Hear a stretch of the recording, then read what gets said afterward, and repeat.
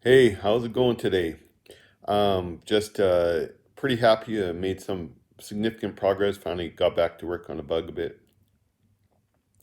Hey, have you ever, laid down in bed and all of a sudden your eyes pop wide open and you say, "Oh no, I forgot." And for me, and pretty famous, I forgot to put the garbage out. I forgot to plug the car in, especially if it was about 40 below. And there you see me. If you were living on Cormorant Drive, I'd be running outside, sometimes just in my underwear, in the freezing cold, rolling garbages out and hoping the neighbors aren't looking because, well, they wouldn't want to look anyway. But yeah, I had one of those moments with my motor. I was busy working on it and watching a couple of videos, and it was in that moment I realized, did I get the front cam gear set properly on the camshaft? So I took the motor apart again. So, but hey, well, we got it all sorted out. So here's a bit of a video showing that. Um, Hey, and as always, like, subscribe.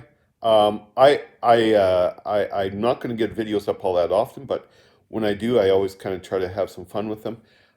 I am totally amazed. Hey, the last 10 guys that just subscribed, thank you. I mean, I hit 30. A lot of people out there increase by 1,000 a day. If I hit one a day, I'm pretty happy. Set your expectation bar low, and that way you'll always meet your expectations. So anyway, thanks for you who are subscribing, and again, if you're just tuning in, like and subscribe, and yeah, help me watch my Beetle build because I've discovered I really don't know that much about these things. Thanks. And that's the camshaft. And if you notice that there's three bolts that you bolt the camshaft on with, and I'm going to get a little bit closer. You can see I had to grind them down. They're a little bit narrower because the camshaft sits right there. There is a dot. Right there is a dot on the camshaft. You notice that? And that means that that gear has to go in a very specific place, and there's a very specific place on where it fits on the crankcase gear. But you notice it's got three bolts, and you can turn this, 33 degrees out in either direction, and it will still bolt on.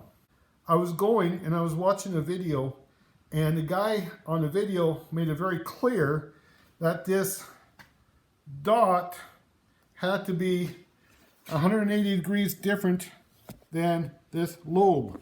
So you notice how the lobe is facing straight down right there, and the dot is straight up. So that means it's on there correctly.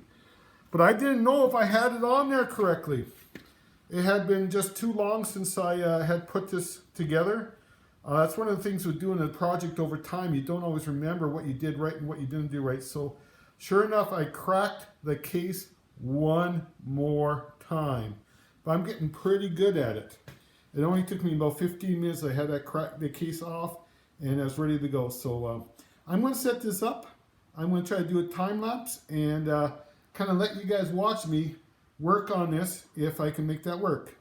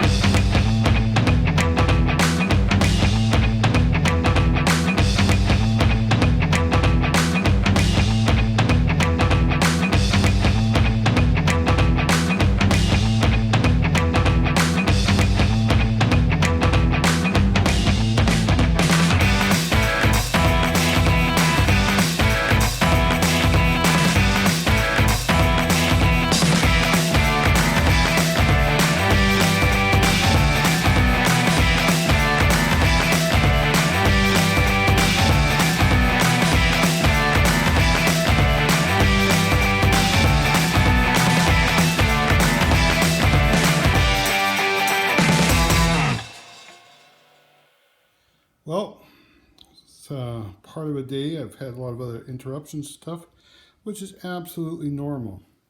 But you can see I've got the heads on, I've got the rockers on, I've got the other cylinders and head on. Put the cases together. Had